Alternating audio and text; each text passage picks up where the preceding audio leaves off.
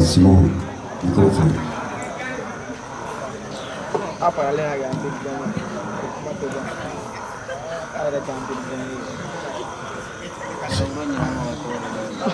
Alors,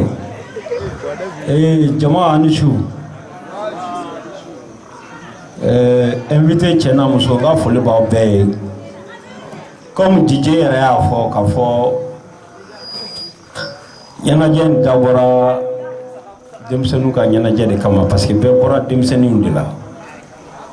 Le connaît à une beffe. Kanadje, Anganajen Keka Demsenu Yanaje. Bon.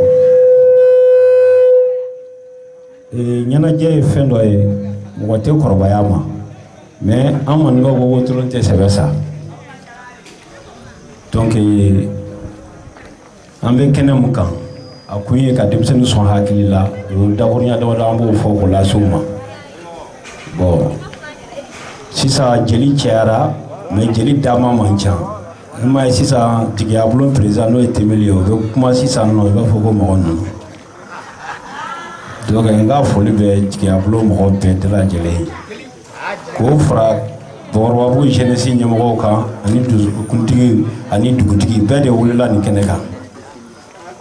bon hadamaden i b'a sɔrɔ tɔgɔ dɔ bɛ da i la ne bi kabako min kɛ ni jinɛw bɛ ɲɔgɔn fɛ o de la a bɛ fɔ ko jinɛtigi lasi nin ye jinɛko ye nin ye jinɛko ye mais n'i bɛ yɔrɔ o yɔrɔ i bɛ denmisɛnninw na nisɔndiya denmisɛnninw ye ne invité ko 6 de kɛ n ma taa si la n fana y'a préféré k'u wele n yɛrɛ ka da la k'u fara ɲɔgɔn kan u k'a dɔn ko bɛn de bɛ laban o tuma ni n ka denmisɛnninw bɛ n'o ye Warakura ye k'o fara n'o y'a da ko kojugu Burama Fani donc ɲɛnajɛ a ka sigi hɛrɛ kɔnɔ ka wuli hɛrɛ kɔnɔ denmisɛnninw bɛ se ka hɛrɛ sɔrɔ nin kɔnɔ sira bɛɛ fɛ parce que mɔgɔba dɔ bɛ yan mun bɛ denmisɛnninw ani mɔgɔkɔrɔbaw k'u ka sɛgɛn k'a k'u bolo hɛrɛ ye n'o ye production BNBD ye n'o ye Musakare dɔgɔnin yɛrɛ dɔgɔnin ba kelen ale de bɛ ka denmisɛnninw bɔ nɔgɔ la n y'a ɲini a fɛ a kana walasa Bakɔrɔbabugu denmisɛnninw ani mɔgɔ nana nin kɛnɛ kan yan alasa a bɛ se ka hɛrɛ kɛ k'a kunsiw bɛɛ ma cogoya min na donc n'a fɔra rappeur an tɛ rappeur ye mais an bɛɛ bɛ se ka kɛ rappeur ye yɔrɔ dɔ la parce que ka d'a kan ni den bɛ yɔrɔ min na i yɛrɛ bɛ yen nɔ sinon hali n bɔra k'o fɔ su in na an bɛɛ bɔra denmisɛnninya de la sinon hali Jigabolo président u fana tun ye rappeur de ye Mɔɲabugu u bɛɛ t'a kalama mais bi bi in na a fɔra ko Seko ni ka Temeli donc su in na kɛnɛ hɛrɛ kɛnɛ de don surprise caman de bɛ yen rappeur caman bɛ yen mɔgɔw t'u dɔn jinɛtigi caman de fana bɛ yan mɔgɔw t'u dɔn nin bɛɛ bɛ bɔ kɛnɛ kan bi donc kɛnɛ mana diya cogo o cogo hadamaden a bɛ fɔ ko bɛɛ b'i ba bolo mais bɛɛ bɛ fa fana bolo dɛ donc n bɛ su na kado kɛ n fa tɔgɔma ani n ba tɔgɔma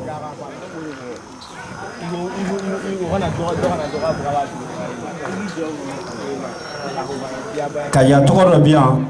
t-shirt b'a kan na a t-shirt fanba bɛɛ jɛman de o ka bɔ k'i jɔ kɛnɛ kan Musa tɔgɔ dɔ bɛ yan t-shirt fana b'a kan na bilenman b'a la finman b'a la o fana ka bɔ k'i jɔ kɛnɛ kan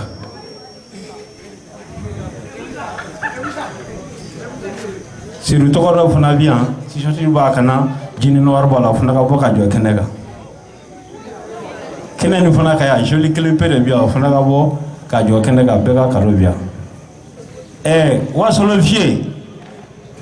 a y'a ɲininka a bɛ CFA de fɛ wa ou bien a bɛ euro de fɛ an ka kɛnɛ datigɛ n'o ye fɔlɔ mɔgɔ tɛ jije ɲininka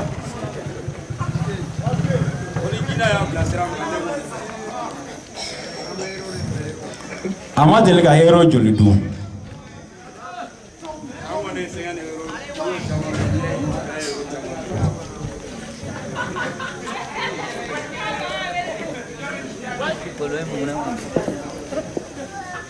bon Wasolo Vieux i pan k'i lamaga 50 euro o bɛna d'i ma Kaja tɔgɔ bɛ min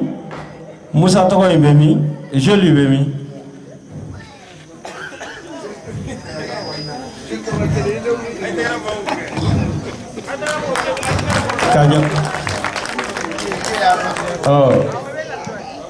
Kaja tɔgɔ mun bɔra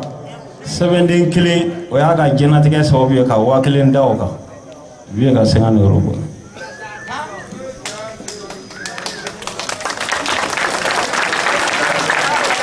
Musa kana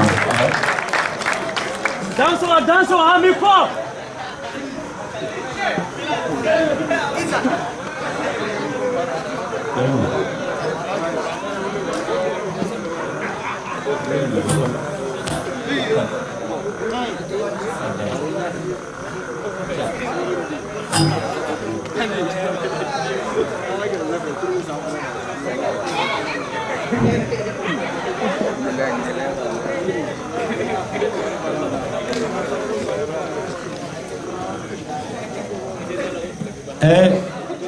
Musa Maya aye Musa mana samaro e mun sena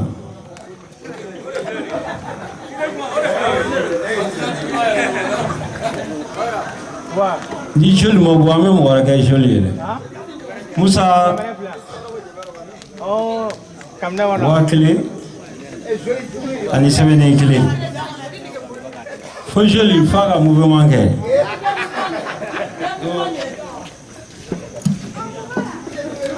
comme joli mo soro do ti ke joli ni wa kile ha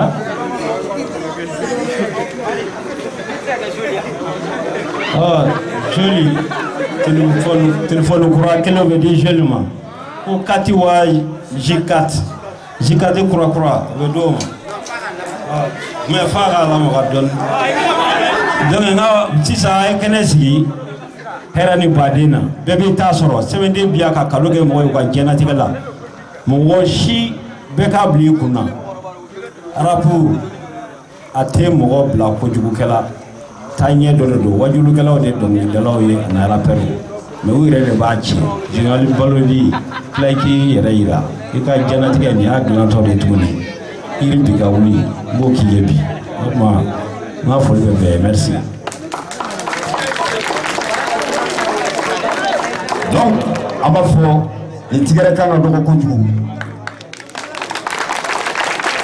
ayi kuma mo fo sala fa baba ani be ma nyugo sono madu matafu na bora sa yara ko jije ki kuma mi fo ka tete nauka ni bara nyini ka do aka chala fe be free me mami ka kan ikle